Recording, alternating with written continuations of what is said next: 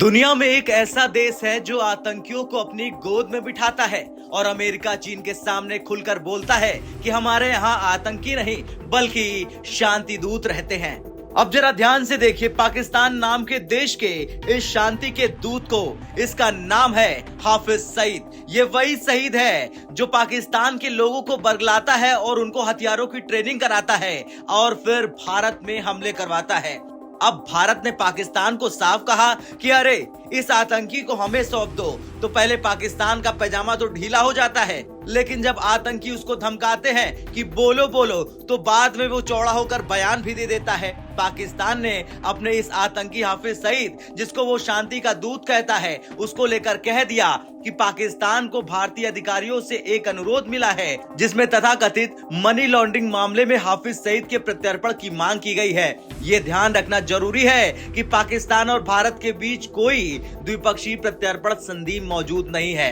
अब पाकिस्तान से ये बयान किसने दिया, उसकी तस्वीर भी देख लीजिए, जरा ध्यान से देखिए। यह है पाकिस्तान के विदेश ऑफिस की प्रवक्ता मुमताज जहरा बलोच, जिनको ये तक नहीं पता कि सामने वाला भारत है जो तुम्हारे आतंकियों को कई बार घर में घुसकर मार चुका है।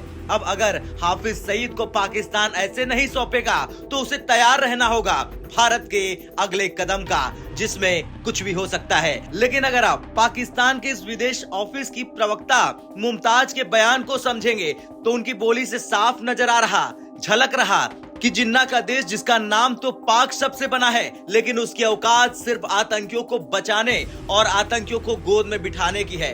अब ये तो था पाकिस्तान का कबूलनामा, वो कि भारत के मोस्ट वांटेड आतंकी को भारत को क्यों नहीं सौंपेगा। अब पाकिस्तान अगर नहीं सौंपेगा तो भारत क्या करेगा, ये तो दुनिया जानते ही है। हालांकि भारत ने फिर से बयान देकर पाकिस्तान की रात की नींद उड़ा दी।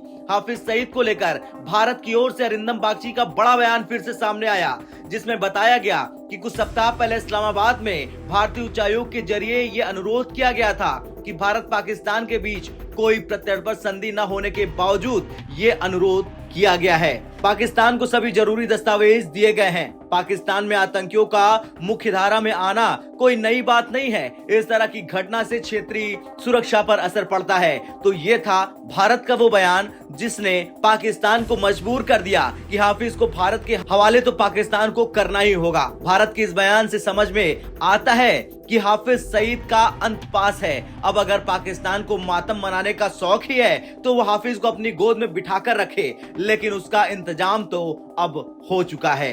अब भारत ने पाकिस्तान से हाफिज को लौटाने की मांग ऐसे समय पर की जब आतंकी हाफिज सईद चुनाव लड़ने की तैयारी कर रहा। पाकिस्तान में फरवरी 2024 में आम चुनाव होने वाले हैं और ऐसे में एक बार फिर चुनावी मुकाबले में आतंकी हाफिज सईद की पार्टी पाकिस्तान मरकजी मुस्लिम लीग भी मैदान में है।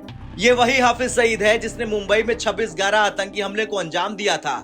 इस हमले का मास्टरमाइंड भी वही था। लेकिन अब ये आतंकी पाकिस्तान की गोद में बैठकर वहां की हुकूमत, वहां का पीएम बनने का सपना भी देख रहा। खैर, अब देखना तो ये होगा कि पाकिस्तान हाफिज सईद को कितने दिन तक भारत से बचाएगा। और दूसरा सवाल ये कि जो चीन, अमेरिका भारत के किसी भी मामले में टांग अड़ाते हैं, वो क्यों पाकिस्तान के इस आतंकी पर चुप्पी साधे हुए हैं। अब आप ये जरूर कमेंट करके बताएं कि पाकिस्तान की शांति दूत को भारत को कैसे ठोकना चाहिए, दिल्ली में लाके या फिर पाकिस्तान में घुस के।